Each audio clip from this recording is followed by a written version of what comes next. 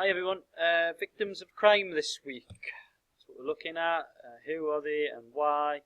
Look at the two different types of victimology and what are the patterns and impacts. Something that's not on there, how dare I, is sociological explanations if possible.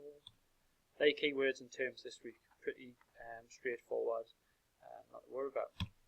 Okay, the UN, United Nations, define victims as those who suffer harm through acts or omissions that violate law. So it could be anything like physical impairment of your rights, or having your rights taken away and not allowing you to do certain things. All those kind of things. Won't go over. There's a list. Niels Christie, however, believes that the idea of victim is actually socially constructed, and that we have an ideal victim in the eyes of the media, the police, and the criminal justice system, and they're the really important ones, because they are part of the moral entrepreneurs, I suppose. And this idea is the idea that they are weak and innocent people who are generally victims, and that they are victims to strangers. The reason why it's so important to study victimology, so that's the study of victims, is that they play a really major role. So they give evidence, they are key witnesses, so it's very important to look at them. Two different types of victimology. The first one we're going to look at is positivist victimology, and Mears believes that there's three main features of positivist victims in the eyes of positive victimology, and that is the factors that produce patterns, so that's the likelihood of you becoming a victim. It focuses on interpersonal crimes of violence particularly, so why someone is likely to be a victim of those kind of crimes, and identifies your own contribution, so the idea that you actually contribute yourself in some way. So early studies from positivists look at this victim proneness, so it looks at your sociological and your psychological characteristics and how prone you become to crime as a result of these. Von Hentig came up with 13 characteristics, a lot of these basically of how you are more likely to be a victim. And things such as being female, being old, or mentally subnormal. These studies imply that it is very, being a victim is kind of like sending out an invitation. So it's because of who you are and maybe the type of lifestyle you have. So if you have a lavish lifestyle and you're in the diamond strip and the tune and you are flashing cash, canny chance you might get robbed, basically. And so it's about how you invite these crimes onto you. Study. An example study of this is by Wolfgang, who looked at 588 homicides, that's murder, you and me, in Philadelphia, and found that 26% of these victims, 26% of these were victim precipitation. Basically, that means that the victim kind of triggers the events themselves, and it leads to homicide. So it might be a case of that they threw the first punch, or they were acting all aggressive in someone's face and then someone just reacted to it.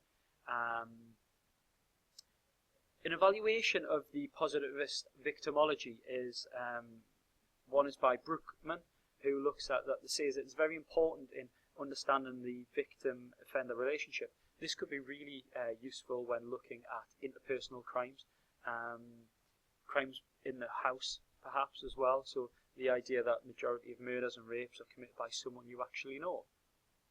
However, it ignores the wider structural factors. So if we look at this idea about inviting someone to, commit a crime on you, it's because of who you are and the lifestyle you have, then it kind of ignores the fact that, from a Marxist perspective, for instance, that these crimes happen because of poverty, or you are more likely to become a victim because of poverty and where you live. It's very much the idea of victim blaming, and Amir looks at this and gives an example that of rape cases. So the idea that the victim of a rape is very much on trial. You could link this into things that have happened in India quite recently, and it ignores that victim's ignorance as well. What happens if this is an environmental crime? So you might be a victim of an environmental crime, and you don't really know you're a victim, and it happens years later, so it kind of ignores that ideology as well. Second type of victimology is critical, and this is based on Marxist and feminist theories and the critical criminology theories. Two main points to critical victimology, and that is structural factors, and they believe that the structure of society impacts greatly on whether or not you're likely to become a victim, and hence women in lower class are at greater risk in the eyes of critical victimologists. Moby and Walklate believe in this idea of structural powerlessness, and that those who are powerless within society, i.e. women and lower working class people, are more likely to become victims. The second thing that critical victimologists identify is that the state have a really large role to play in whether or not someone becomes a victim, because they're actually able to apply or deny the label. This is what really holds up this idea that it is a social construct.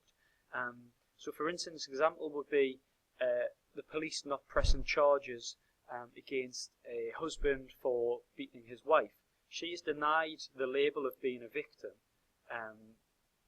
because of these hierarchical powers deciding that it hasn't happened.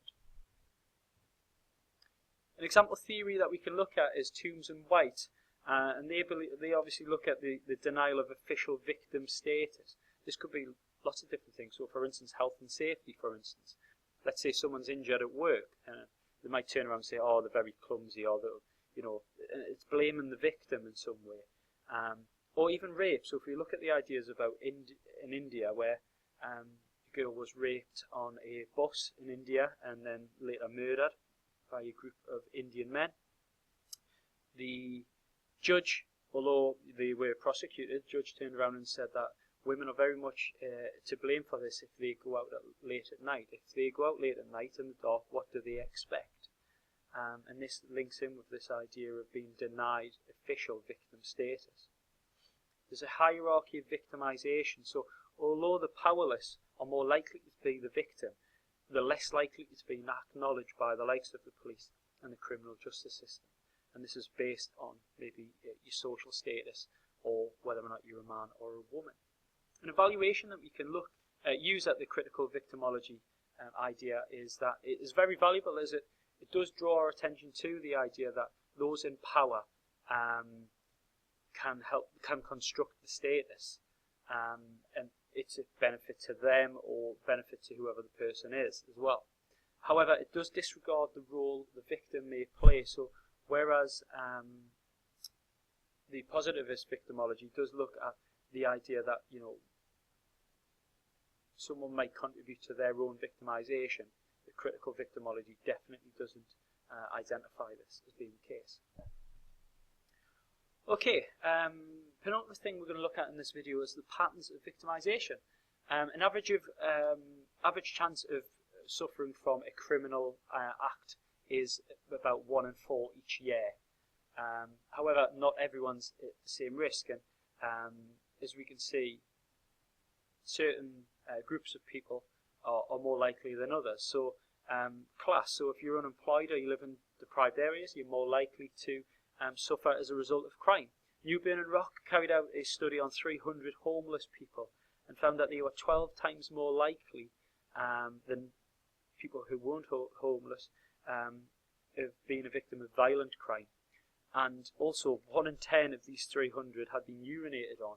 Now if you imagine, it is possible to consider that the reason they got urinated on was just because they were homeless, nothing else. Would you urinate on just another random person in the street? Possibly not. So the idea is, your class has a major impact. Also age and your vulnerability at certain different ages. So you are more likely to be murdered if you're under 1, very vulnerable. Teenagers are more likely than adults to be victims of violent crimes and also other crimes such as sexual violence, things like that. And the elderly, again, very vulnerable, especially if they're living in care homes and things like that, are more likely to be victim of neglect. Ethnicity plays a major role, and ethnic minority groups are more likely than whites in general to be victims of crime, particularly racially motivated crimes. However, ethnicities also feel underprotected yet over-controlled, and this links into stuff that we've said over the recent weeks. Gender. Males are more likely than females in general to be victims of crime, particularly violent crime. So 70% of all murders are males are the victims.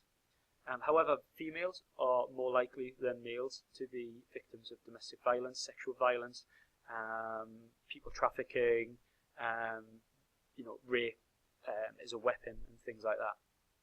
And finally, repeat victimization. 4% of the population of victims account for 44% of all crimes. So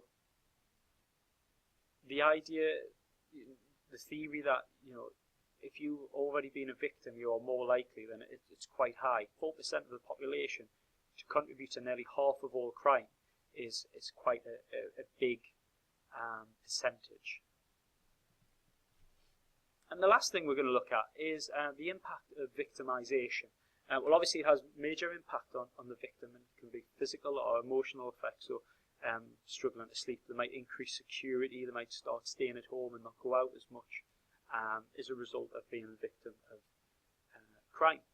There's also indirect victims as well. So you might actually, you might be the victim of a physical assault because you're the one who actually got punched, but people who you were with, friends, etc., or even just witnesses, might suffer physical or emotional effects as a result of seeing these things.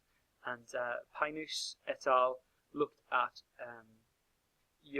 a young child who watched a sniper kill people and the negative effect that it had on that child. There's also a secondary victimization. So not only are you the victim of the crime, but also that you get further victimization from the criminal justice system. This is very prevalent in rape cases where sociologists believe that there's a double violation, that not only are you being raped, but they're not being believed or being questioned in court.